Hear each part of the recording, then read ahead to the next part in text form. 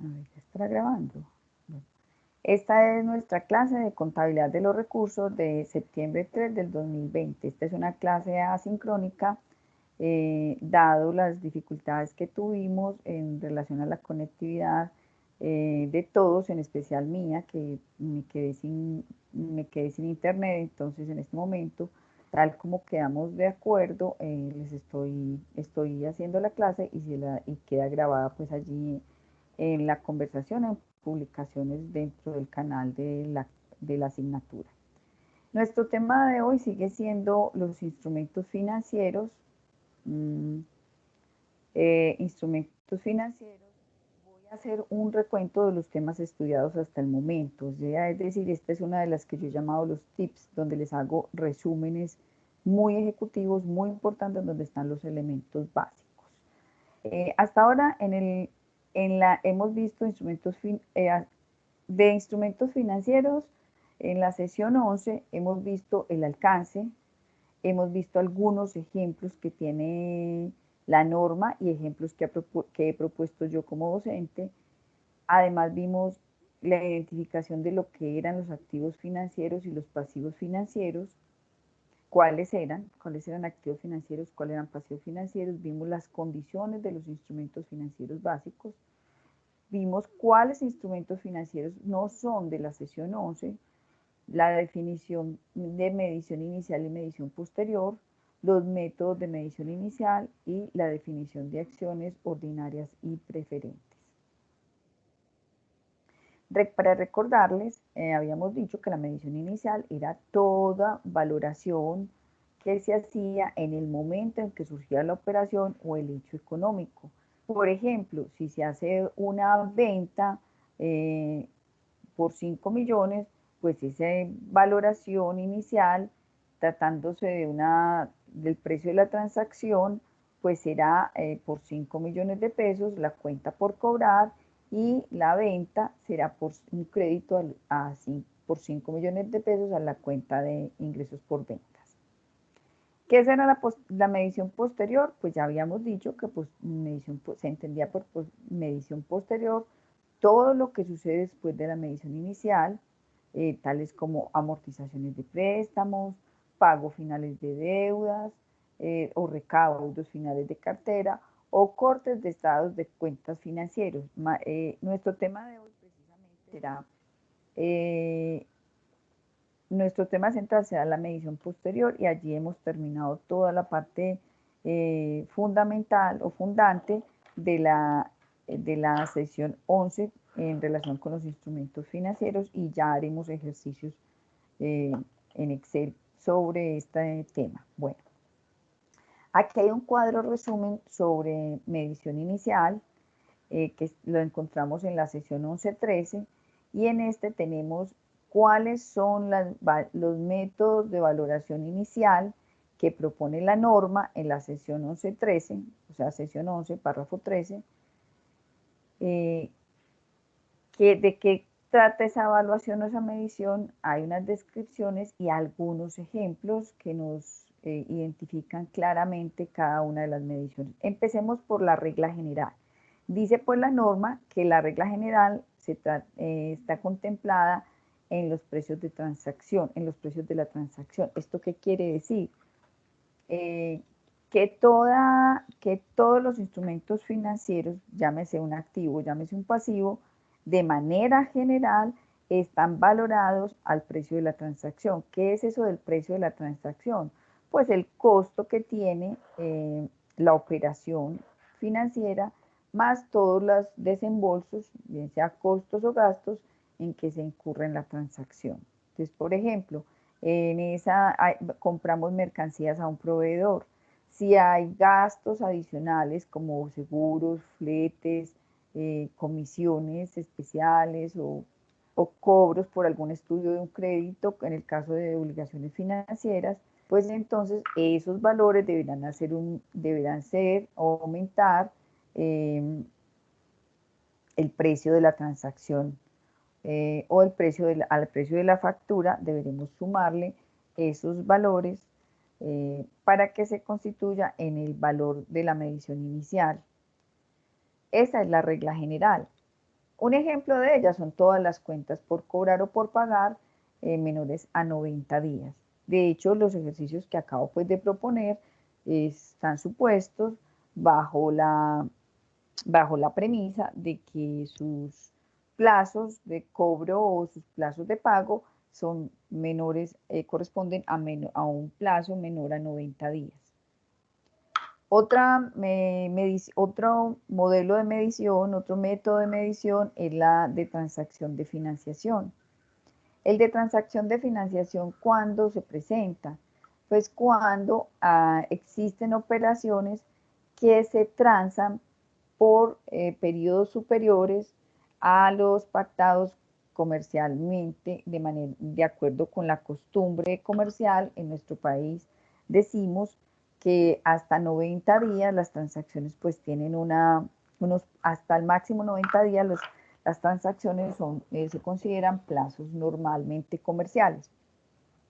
Quiere decir que si hacemos una operación mayor a 90 días de cuentas por cobrar o cuentas por pagar, pues se considera que ahí estamos financiando, en esa transacción se está financiando la operación y deberemos, entonces, ¿qué dice la norma?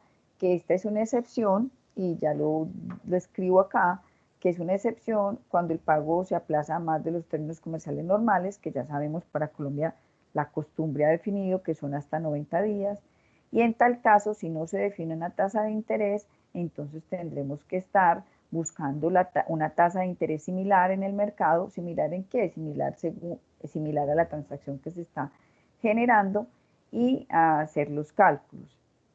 ¿De qué forma? Pues habrá que buscar el valor presente de los flujos descontados a una tasa de interés. ¿Cuál tasa de interés? Ya dijimos, una tasa de interés similar a la transacción, una tasa que sea similar en el mercado y lo traemos a valor presente. Ya en el momento en que lleguen los ejercicios, pues estaremos explicando un ejercicio de esto. Más adelante también hay uno en esta presentación. Y valor razonable también está dentro de las excepciones. ¿Por qué las excepciones? Pues porque la regla general es que todo se transe o que todo se mida al precio de la transacción. El valor razonable sabemos que es aplicable en especial a acciones ordinarias y preferentes, y una de las características es que las acciones, como se transan en bolsas o como hacemos negociaciones a través de intermediarios financieros, pues podemos, entonces, ¿qué pasa? Que probablemente la transacción esté cotizada por un valor de 1.100.000, pero el intermediario financiero me cobró 100.000 pesos de comisión. ¿Cómo tendremos que reconocerlo? Pues habrá que reconocerlo al valor que se cotiza en el mercado financiero. En este caso, en el mercado bursátil o en el mercado transable se está cotizando 1.100.000. ¿Qué pasará con los 100.000 adicionales? Se constituirán en un gasto. Miren que esto es diferente al precio de la transacción, donde de esos 100.000 pesos sí hubiera sido mayor valor. Pero sabemos también que estas transacciones, en especial las inversiones en acciones ordinarias y preferentes, tienen otro componente, y es que en su medición posterior también se van a medir a valor razonable. Entonces aquí tenemos, digamos que los tres métodos de medición inicial que ya hemos estudiado. Vamos a mirar un poquito sobre la clasificación de las inversiones financieras, de las que ya hemos hablado muchísimo, y vamos a decir que las inversiones o la clasificación de las inversiones depende de las características del título. ¿Cuándo ese título es un instrumento de deuda? Cuando representa un derecho a recibir un principal o pues lo llamamos principal o nominal, que generalmente es un valor fijo, y más adelante se recibe una retribución más el principal o el valor invertido, y dice que se contabiliza al costo amortizado. ¿Cuál es este ejemplo? Es un CDT o la inversión en o una inversión en bonos. Vamos a ver que un CDT eh, que un CDT, pues usted entrega, es un CDT significa certificado de depósito a término, usted le entrega a la entidad financiera 1.000.000 de pesos y pasado unos días, esa entidad financiera le entregará el 1.000.000 de pesos más los intereses a los que se haya transado se haya transado pues la inversión. Entonces, veremos más adelante cómo trabajamos el tema del costo amortizado, cómo se elabora, cómo se va amortizando mes a mes ese costo adicional o ese ingreso adicional recibido por los intereses o pagado también, porque recuerden que esto de los instrumentos de deuda, esto de los instrumentos financieros, podemos hablar de que o somos, o para nosotros representa un activo o puede representar un pasivo. En caso de que represente un activo, pues los intereses serán un ingreso, pero en el caso de que represente un pasivo, pues los intereses representarán un gasto financiero. Los otros instrumentos o las otras inversiones en instrumentos de patrimonio se refieren a las acciones o a títulos similares que se cotizan en bolsa o que su valor razonable se puede medir fiable de alguna otra manera. Dice que estos se medirán a valor razonable con cambios en el resultado. ¿Por qué con cambios en el resultado? Porque es que las acciones, como lo decíamos anteriormente, se pueden transar en bolsa o también, como lo dice la norma, como lo acabamos de leer, en algún mercado donde se pueda medir de manera fiable. Recuerden que además eso es uno de los elementos de reconocimiento, la medición fiable, o sea, la medición que usted pueda medir de manera clara, exacta y que además sea fiable, que sí represente un beneficio económico futuro. Entonces, sabemos que una acción, pues, se mide a valor razonable porque en el mercado tendremos que cotizarla, tendremos un valor de cotización y ese es el valor en que se contabiliza inicialmente, pero que pasados los días esa acción va a variar en el mercado su valor y por tanto en la medición posterior seguramente habrá que hacer ajustes. Si esa acción sube su precio, pues habrá un ingreso y en el estado de resultados tendremos que reconocer un ingreso, o si baja su valor, pues se reconocerá un deterioro o un menor valor de la inversión y por supuesto un gasto. Esto con respecto a los instrumentos de patrimonio. Vemos pues que ahora vamos a hacer la medición posterior. La medición posterior es importante que nos ubiquemos qué es eso de la medición posterior. Voy a ponerles un ejemplo. Cuando hacemos estados financieros, como lo decía en la gráfica de medición posterior, mirenlo acá, perdón, de medición posterior, en esta parte dice, la que se realiza en el corte de estados financieros, ¿cierto? Entonces, unos estados, en septiembre compras unas acciones. Perdón, voy a volver acá. Estoy explicando en este momento un ejemplo de medición posterior. Aquí quiero decirles también, ya que tengo esta diapositiva eh, expuesta, que todo la medición posterior lo vamos a encontrar en la sección 11, en la párrafo 14. ¿Y qué es eso de la medición posterior? Pues si yo compro una acción en septiembre, a diciembre 31, es decir, en la fecha en que debo emitir estados financieros, recuerden que en Colombia los estados financieros se deben emitir por obligatoriedad el 31 a diciembre 31 de cada año.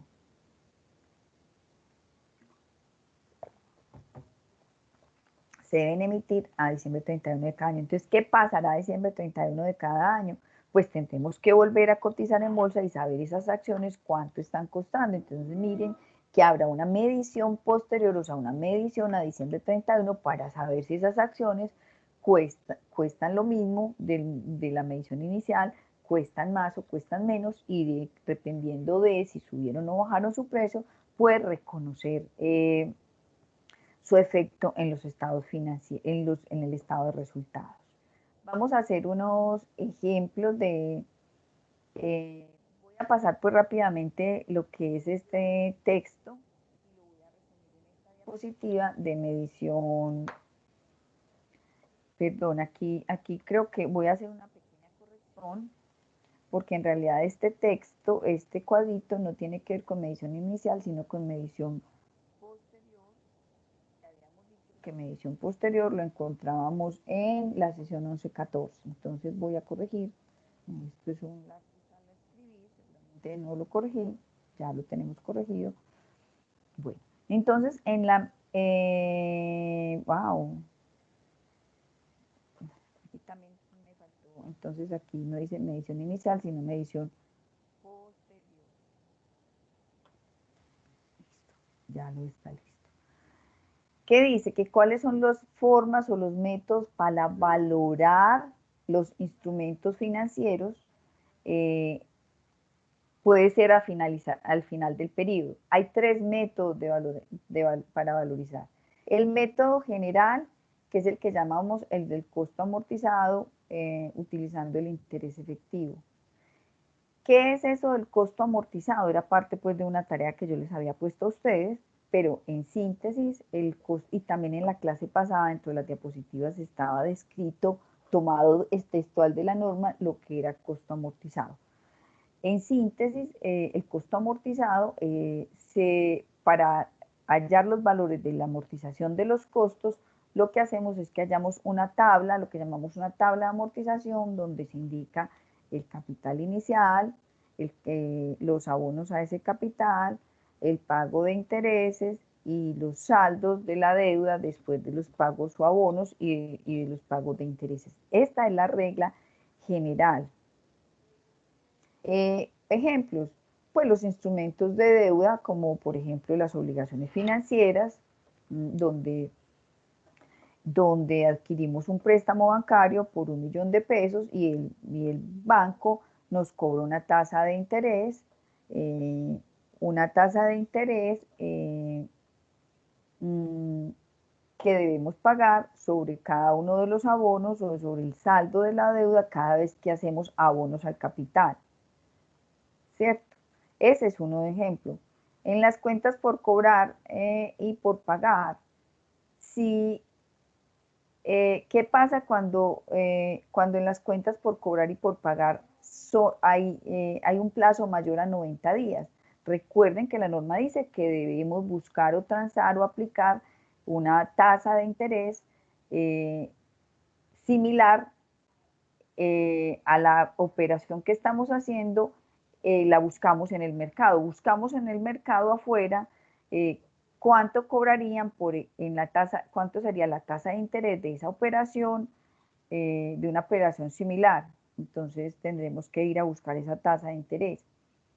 ¿Qué pasa con esa tasa de interés? Pues tendremos que esa tasa de interés, tendremos que ir a calcularla y verificar cómo esto afecta a los... Ahora vamos a hacer un ejemplito para que sea muy claro de cómo esa tasa de interés eh, es efectiva, cómo calculamos la tasa de interés efectiva y cómo esta tasa de interés entonces constituye una, una, una transacción de financiación. ¿Por qué? Porque cuando me dan un plazo mayor al que normalmente o la costumbre comercial en Colombia, en cada país habrá una costumbre comercial. En Colombia la costumbre comercial, recuerden que la costumbre se hace ley, ese es uno de los elementos del derecho.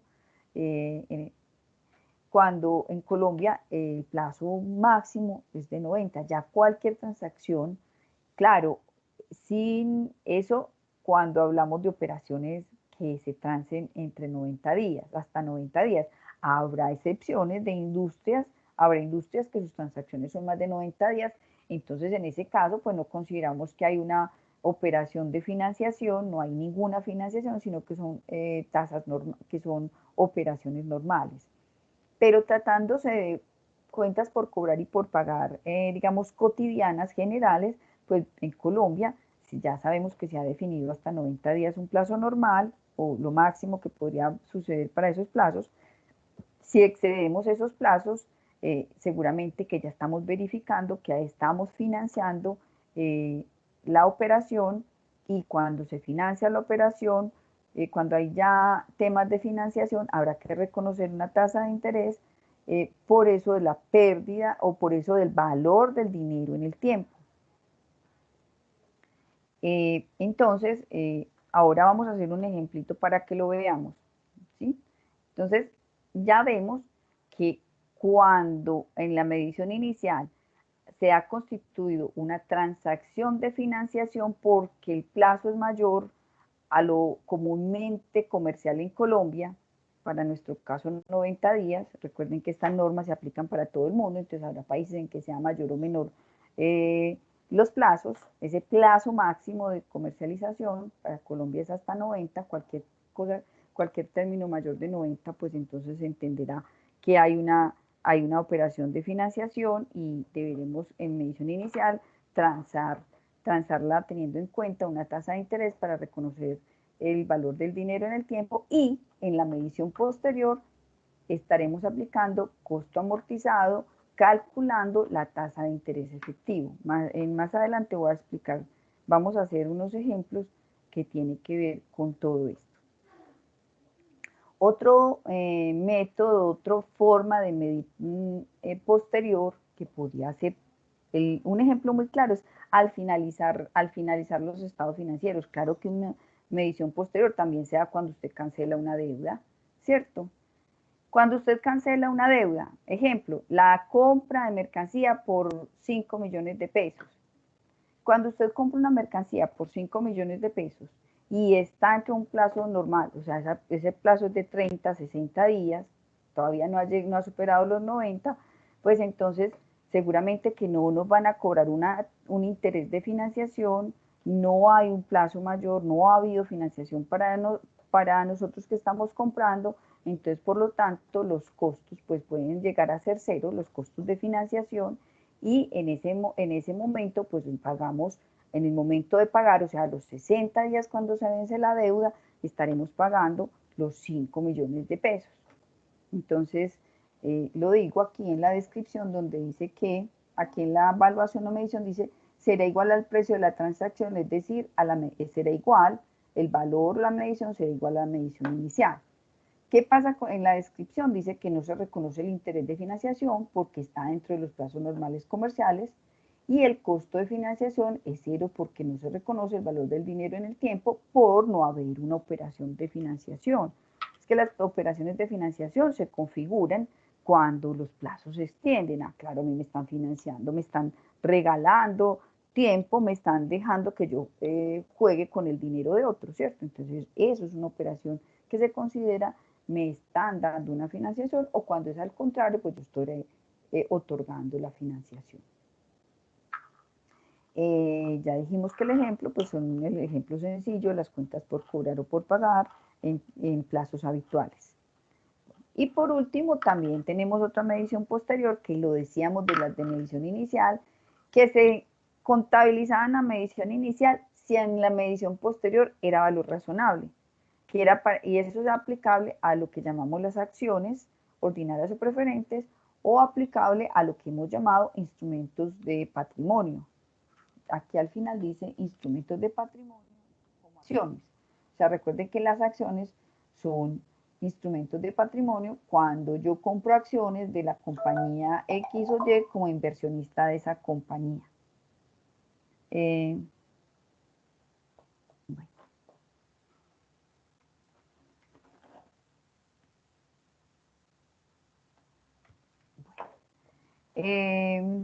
Listo. Entonces, en ese caso, la medición se hará por el valor de cotización en el mercado. Vamos a entender qué es eso del costo amortizado. Entonces, el costo amortizado, esta era una consulta que ustedes tenían, pero yo la voy a resolver, dado que pues, la voy a resolver sin la participación de los estudiantes, dado que esta es una clase que se dio de manera sincrónica. Entonces, el costo amortizado, normalmente se habla de que hay una tabla de amortización donde se reconoce el capital inicial o monto inicial, la amortización al capital, es decir, las cuotas que abonan al capital, los intereses sobre la deuda, Cuando hablamos de la cuota periódica a pagar es cuánto yo pago mensualmente, donde incluyo los abonos más los intereses de financiación, y al final tengo un saldo. Quiero mostrarles un cuadrito, unos cuadritos que tengo acá, que ahorita los vamos a, que van a hacer ahorita, donde yo, miren, tengo el periodo, pues yo puedo financiar a 0, 2, 3, 4 meses, tengo un saldo, digamos que hay un saldo inicial, tenemos unos intereses, tenemos un capital, y después tenemos cuál es el saldo incluido entre los intereses, entre el capital y los intereses. Ahora vamos a mirar pues un ejemplo de ella. Cuando hablamos de costo amortizado, decimos que el costo amortizado utilizando el método de interés efectivo. ¿Qué significa esa expresión utilizando el método de interés efectivo? Voy a mostrarlo, mírenlo aquí. Costo amortizado, interés efectivo, utilizando interés efectivo. ¿Qué significa esa expresión? Esa expresión significa que debo calcular la tasa de interés real de la operación. ¿Qué será eso de la tasa de interés real de la operación? Vamos a poner un ejemplo. Adquiero un préstamo de 1.000.000 de pesos. Ya lo habíamos hablado. Vamos a desglosarlo mirando esta óptica del interés efectivo.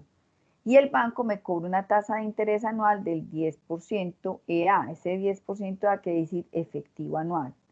Es una tasa que implícita, y además es una tasa pues que está ahí implícita, y que además me descuenta un 100.000 pesos para seguro, para gastos de estudio, del crédito. Podrá ser, yo lo puse para seguro, podrá ser para muchos conceptos. Si miramos, la empresa realmente solo recibe 900.000 pesos. Al utilizar el método del interés efectivo, ¿qué significa? Que los 100.000 pesos se reconocen como gasto a interés. Entonces la tasa real, yo en realidad no recibí 1.000.000 de pesos. No es lo mismo 1.000.000 de pesos a una tasa del 10 que 900.000 pesos.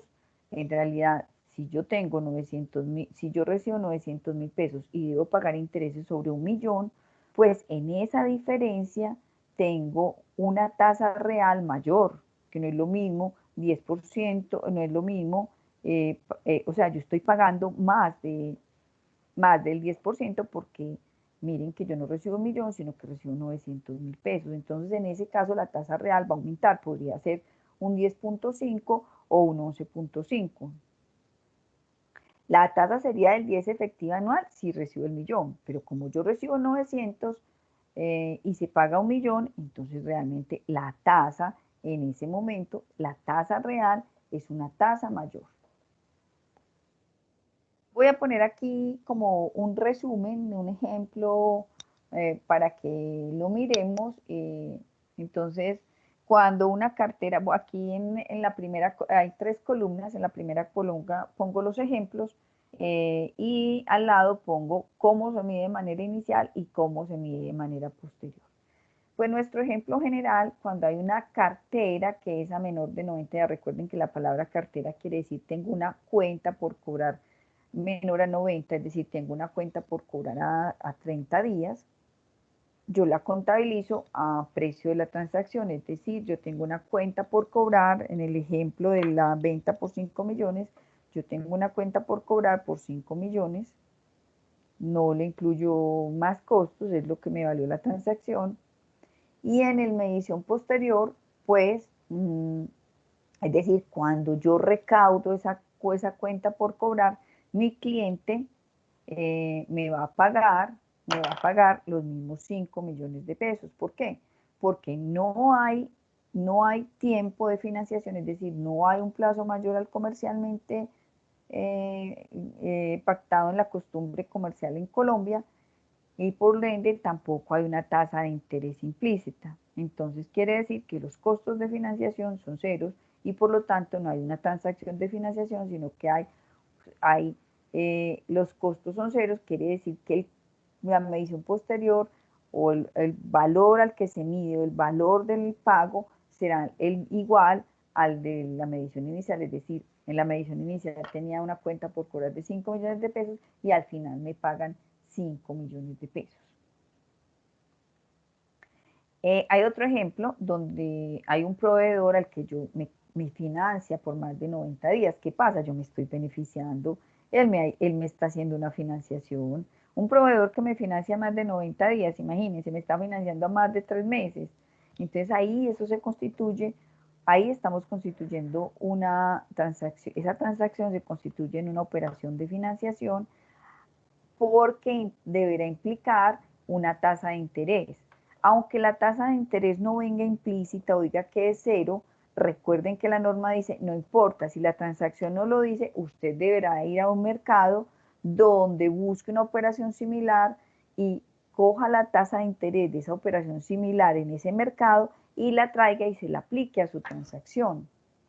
Entonces deberá calcular al final en la medición posterior, deberá hacer una amortización de su capital y los intereses de acuerdo como van pasando los periodos. También vamos a hacer un ejemplo donde